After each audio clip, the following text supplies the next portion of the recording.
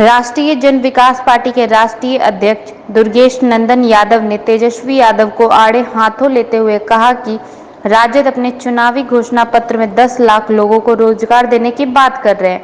मैं पूछना चाहता हूं नेता प्रतिपक्ष तेजस्वी यादव से कि जब उनके पिताजी का शासनकाल 1990 से 2005 तक था, सबसे ज्यादा बेरोजगारी आरजेडी के शासनकाल में था और उसके बाद बेरोजगारी की बात तब वो क्यों नहीं किए जब वह महागठबंधन में सीएम नीतीश के साथ 22 महीने तक सत्ता में थे। ये लोग चुनाव में जनता को भ्रमित करने का काम कर रहे हैं। जब ये सत्ता में आएंगे तो फिर सब कुछ भूल जाएंगे। बिहार की जनता समझदार है, सही समय पर सही फैसला लेना जानती है। आइए जानते हैं आगे क्या कहा। मुद्दा यदि बनता है तो उसमें कोई बुराई नहीं है। आज पहली बार ऐसा मौका आया था जब 2018 में मैं 2019 का इलेक्शन जब हम लोग लड़ने जा रहे थे, तो 2018 में पहली बार हम लोगों ने चुनावी मुद्दा बनाया था बेरोजगारी को। पहली पार्टी है राजपा बिहार की, राष्ट्रीय जन विकास पार्टी पहली पार्टी है बिहार की जिसने कि बेरोजगारी के मुद्दे को चुनावी मुद्दा बनाया था। उसके बाद से ही आप देखेंगे कि कांग्रेस पार्टी के जो तत्कालीन अध्यक्ष थे राहुल गांधी जी ने, उन्होंने भी जो है सो बेरोजगारी का मुद्दा को एक्सेप्ट किया था और उसका नतीजा ये हुआ था कि उन्होंने जो है राजस्थान में, मध्य प्रदेश में और छत्तीसगढ़ में जीत दर्ज की थी। इस चमत्कार को तेजस्वी यादव ने देखा और तेजस्वी यादव को ये लगा कि अगर इस मुद्दे को हम लॉन्च करते हैं या इस मुद्दे को उठाते हैं, लेकर के आगे बढ़ते हैं, तो निश्चित रूप से हमें भी सफलता प्राप्त हो सकती है। ऐसा सोच करके उन्होंने इस मुद्दे को जो है सो हाईजैक कर लिया। हमारे इस मुद्दे को जो है उन्होंने हाईजैक कर लिया और आज बेरोजगारी की मैंने और बेरोजगारों के हित की बात करते हैं। मैं ये कहना चाहता हूँ कि जो व्यक्ति चांदी का चम्मच और सोने का कटोरा लेकर के पैदा हुआ है, उसे बेरोजगारों का और बेरोजगारी का क्या पता है। 1990 से लेकर के 2005 तक का जो शासनकाल था, लालू राबड़ी जी का जो शासनकाल था, उस दौरान कितने लोगों को रोजगार दिया गया। इतना ही नहीं, ये छोड़ दीजिए, वो कह सकते हैं कि वो हमारे माता पिता का शासन था।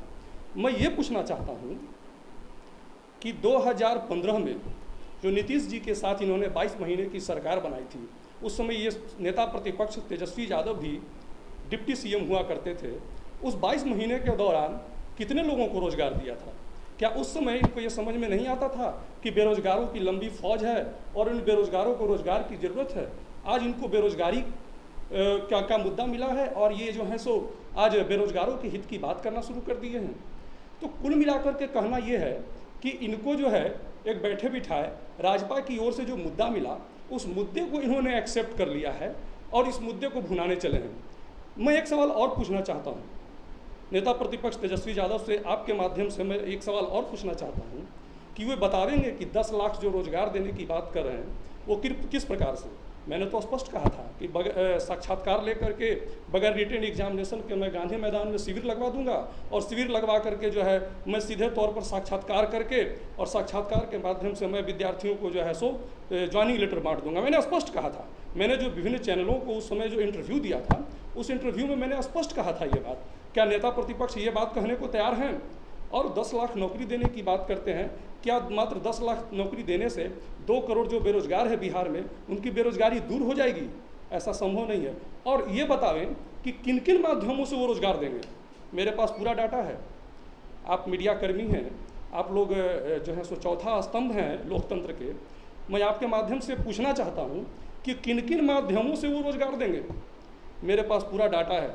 मैं पर्यटन में कितना रोजगार दूंगा, मैं कृषि क्षेत्र में कितना रोजगार दूंगा, मैं कॉरपोरेट सेक्टर में कितना रोजगार दूंगा, सिंचाई विभाग में मैं कितना रोजगार दूंगा, ये सारा का डाटा है मेरे पास। क्या तेजस्वी यादव के पास ये डाटा मौजूद है?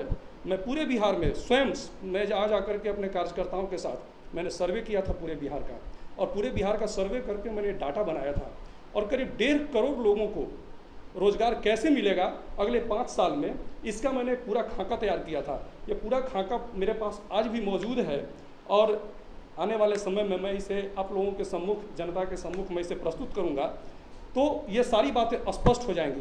तेजस्वी यादव ये बतावें कि सीधे तौर पर वो केवल कहते हैं कि 10 लाख हम बेरोजगारों को रोजगार देंगे, तो किस किस क्षेत्र में देंगे, किस किस विभाग में देंगे, किस किस विभाग में कितनी कितनी वैकेंसी है, क्या इसका सर्वे उन्होंने किया है?